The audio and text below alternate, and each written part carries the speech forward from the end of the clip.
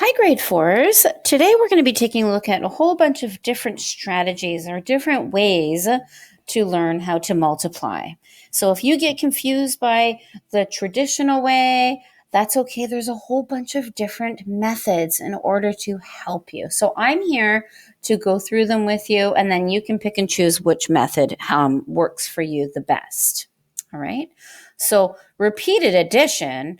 I remember when I was in grade 4 and I thought, oh my goodness, sometimes this is a little bit too difficult. So I found that repeated addition really did help me. So for example, just say that you are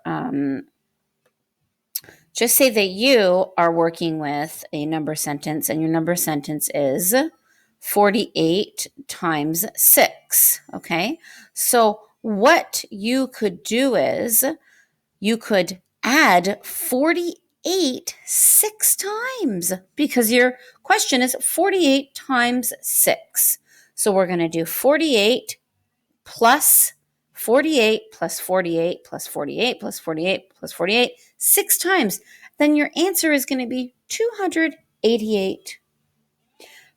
Next, you could also solve this problem by using tens and ones strategy. So let me explain. Just say if you have 39 times 9, okay, you just break it down. So if you break it down 39, okay, so we break it down tens, 10, 10, and 9.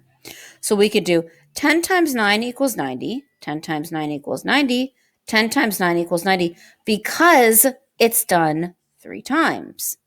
Okay, so that would equal 270. But you can't forget the 9 times 9, which equals 81.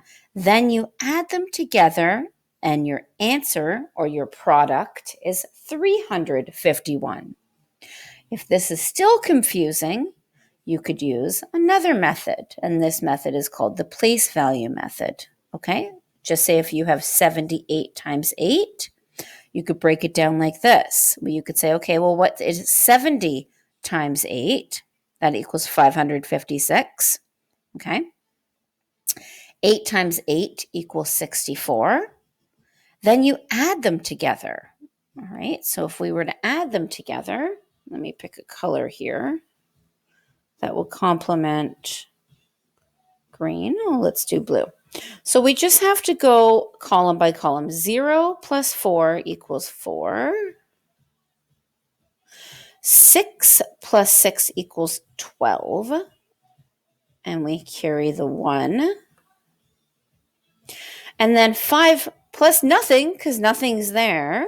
But we can't forget about the 1 here. But there's nothing down here, so we know it's 5 plus 1 is 6. So your answer to the question is 624. All right, now we're going to skip to the next method.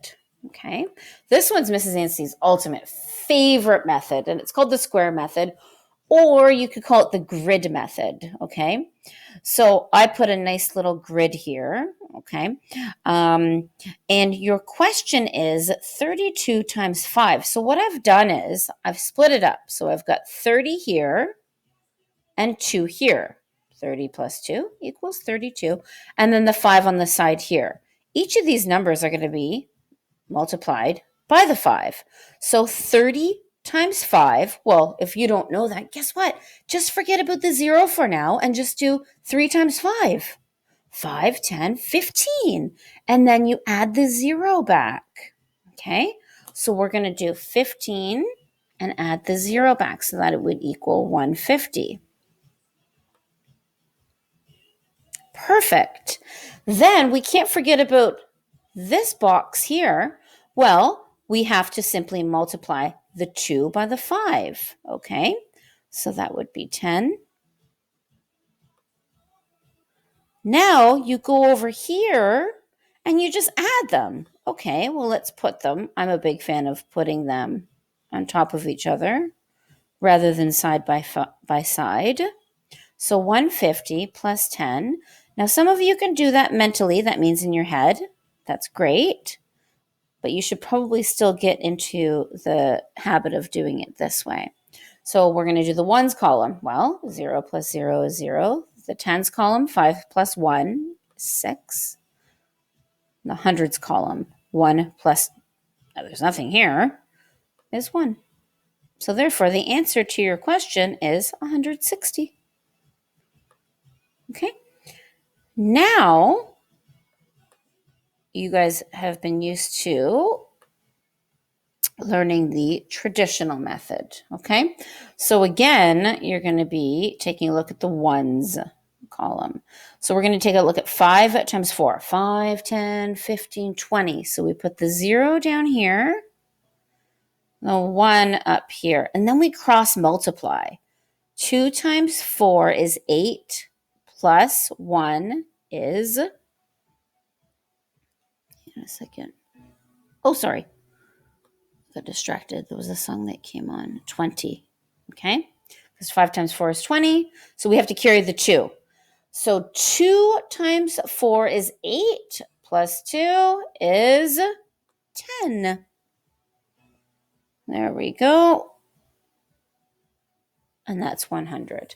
And then you can think about it as money too. Well, take a look at 25 cents, which is a quarter. If you have 4 quarters, that equals $1. All right. Now, what's going to happen is you're going to be answering extra practice question number 1. You're going to read this over. You're going to tell me what strategies. You could just simply type right on here, which is fantastic. Okay, I just gave kind of an example. And then you're going to be doing it and taking a snapshot of your work on paper.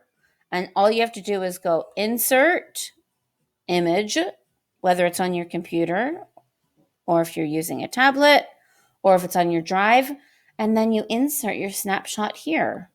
Okay. Then you're going to go on to extra practice number 2. It's a different question. You're going to do the same thing. What strategies or what strategy did you use and why? And then I'm going to be giving you some practice questions for homework. All right. So I hope this helped. And I can't wait to see all of your work.